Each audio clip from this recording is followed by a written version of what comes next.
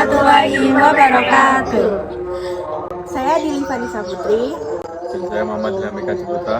Saya Raina Dewi Parasu. Saya Raffi Muhammad Naufal. Saya Kuku Prihananti. Saya Citra Raisa. Dan kami dari kelompok 4. Jadi hari ini kita bakal mewawancarai salah satu petani di Desa Solorejo, yaitu Pak Yudi. Ayo ikutin kita.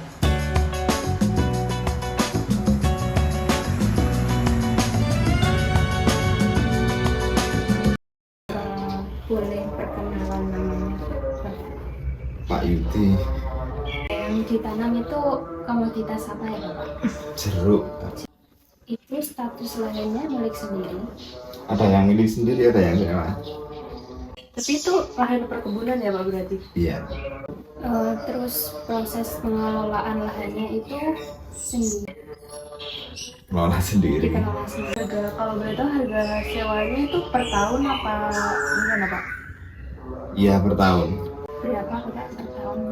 Ada yang 8 juta, ada yang 10 juta. Kalau yang milik sendiri itu dari warisan apa beli sendiri? Warisan. Komoditas jeruk ini pakai varietas apa ya Pak? Oh, jenisnya. Iya. Ada yang keprok, ada yang manis. Macam-macam banget. Kimia semua itu. Nggak ada yang organik. Organiknya paling ya apa pupuk kandang. Kalau urea atau fosfat? Nggak pakai, nggak boleh kan kalau tanaman jeruk itu kan buat apa? Sayur gitu. Bibitnya itu diperoleh dari beli berarti. Beli. Satu bibit itu berapa Bapak? 25 kalau yang agak besar. Ya, untuk menggarap lahannya tersebut menggunakan tenaga kerja.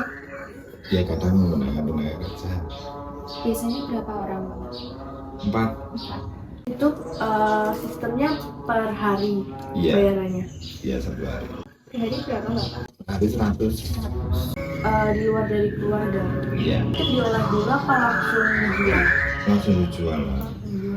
Apakah sebagian atau semua hasil panen padi, jagung, cabai atau jeruk atau tanaman Bapak yang Bapak tanam pada setiap musim panen dijual atau dikonsumsi sendiri Pak? Dijual nggak nanam lain dari jeruk saya. Dijual ya? Iya, iya. Itu kan tadi kan hasil panennya dijual ya Pak. Itu dijualnya itu dalam bentuk apa? Terus dijualnya ke siapa? Ke pedagang? atau- Dalam bentuk barang Pak jualnya.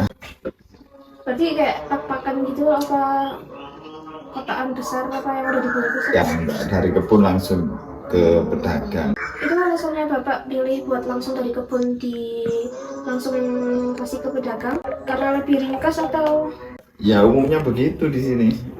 kebanyakannya gitu. Kalau yang menentukan harganya sendiri itu Bapak apa antar janjian sama pedagangnya? Ya saya sendiri. Terus kalau penyerahan barang hasil panen itu untuk pembayarannya itu bisa langsung kontan di muka atau sebagian dibayar terus setelahnya dibayar lagi kalau udah laku dijual atau gitu. Tapi bayar semua kalau habis seperti ini. Jadi langsung pemberian sekalian bayar langsung. Iya. Terus di desa ini apa ada kelompok tani atau gapok tani? Ada Pak. Bapak juga masuk anggota? Iya. Bapak Adianto. Kegiatan dari kelompok taninya itu apa sih Pak? Biasanya? Ya penyuluhan. Ya.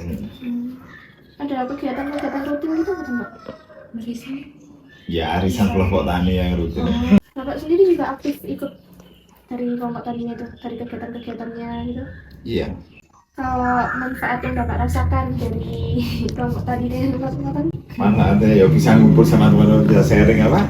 Sini juga ada pertanyaan tentang kelompok wanita tani Pak, ada nggak Pak? Dalam setahun terakhir ini pernah ada kayak pinjam modal gitu Pak untuk pertanian? Ya pernah Pak. Pernah itu biasanya dapat pinjamnya itu kalau di sini dari tetangga atau dari bank atau dari Ya dari Pak. dari bank? Biasanya 40 berapa Pak? Bunganya, Saya 1 tahun. Kalau kur 3% untuk yang pengajuan pertama, untuk pengajuan kedua itu 3,5%. Jadi setiap tahun ada. Jual jeruk ke pedagang berapa Pak? Tadi ini Pak. 8.000 kalau keprok sekarang per kilo. Sama kalau yang jeruk manis biasa ini. 5.000. Itu kalau dalam sekali panen tuh bisa berapa kilo Pak? Terkadang 10 ton. Itu masing-masing keprok sama manis atau dua-duanya? Beneran. Ya masing-masing Mbak. Kan satu lahan sendiri-sendiri, ini keprok, ini manis. Dari kegiatan turun lapang yang telah kita lakukan, kita mengetahui keterlibatan dan keefisien lembaga sosial dalam sektor pertanian di Desa Selarejo. Kita mewawancarai salah satu petani di Desa Selarejo, yaitu Pak Yudi, yang merupakan petani dengan keseharian berbudidaya tanaman jeruk dengan varietas jeruk keprok dan jeruk manis pada luas lahan sekitar 1,8 hektar. Kemudian lembaga sosial di Desa Selarejo kurang berfungsi dan kurang efisien karena kegiatan yang berjalan hanya arisan dan sedikit sharing antar petani. Para petani juga memilih menjadi petani mandiri daripada terikat lembaga sosial. Salah satu contohnya yaitu Pak Yudi yang membeli bibit jeruk kepada penjual dengan harga Rp25.000 per bibit. Perawatan yang dilakukan pada budidaya jeruk ini juga berdasarkan pengalaman pribadi petani, tidak ada penyuluhan sehingga tidak terlalu rumit. Di antaranya menggunakan pupuk ZA non-subsidi dan pestisida kimia. Panen raya biasanya dilakukan pada 1 tahun 2 kali, pada bulan Juli hingga September, namun pada panen raya hingga harga jeruk cenderung anjlok akibat dari turunnya permintaan dan melimpah stok buah. Pak Yudi menjual jeruknya pada tengkulak dengan harga dari Rp8.000 hingga Rp12.000. Salah satu contohnya yaitu Pak Yudi yang membeli bibit jeruk kepada penjual dengan harga Rp25.000 per bibit.